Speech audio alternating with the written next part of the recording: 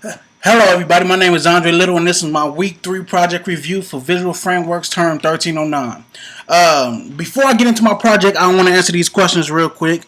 Problems you encountered or things you thought were harder than you thought they would be. The problems I encountered was every time I follow along with the videos, but every time I add like a section of the code, it'll mess up my original section of code. So I have to go back and I have to debug everything and see what I did wrong. It got to the point where I was so frustrated I had to just step away from the computer for a little while.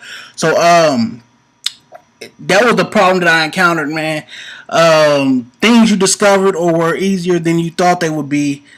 Things that I discovered that were easier this week for me, nothing really. It was really like mind-boggling. It really had me on edge and real frustrated. So I can't really say there was anything this week that I discovered that was easy for me. Why is it a good idea to validate your forms? The reason I think it's a good idea to validate your form is because it let the user know if they missed anything or if they want to go back and they want to change anything. The validation will let them know that. So, what kind of validation messages are appropriate for your application? The type of validation messages that should be appropriate for an application is the messages that directly targets the input field or that directly targets the input field or the selection that the user want to go back and they want to change. So, since we got the questions out the way, I want to show y'all my app. Right on the left side, y'all see that we in Coda.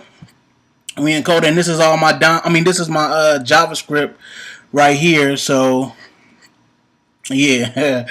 And on the right hand side, y'all see we got the iPhone simulator. So right now, everything is blank or whatever.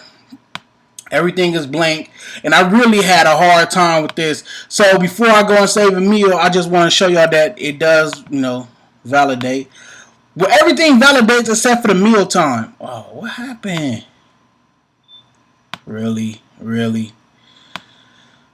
Let's load it back up. Add item.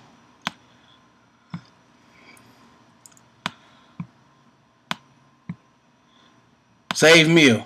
Alright, everything pops an error message that I wanted to pop error message except for mealtime. I don't know what happened with the mealtime or whatever. So we're going to go ahead and we're going to check a date.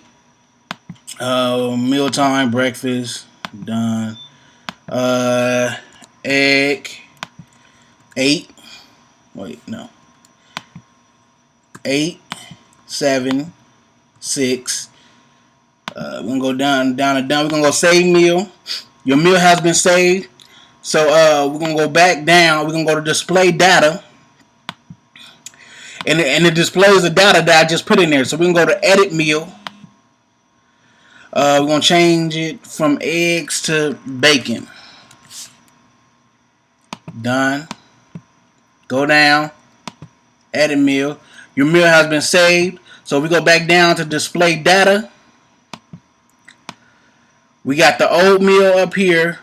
We got the new meal, bacon, and then, we ain't got the old meal because it rewrote it. So if I want to delete the bacon, I'm going to delete the bacon meal. Delete meal. Okay. Display data. The bacon is not in there, but I had an extra meal in there. So we're going to say delete meal, and we're going to say cancel. Meal was not deleted. Okay, so that's my Project 3 review for Week 3, Visual Frameworks Term 1309. Thanks for listening.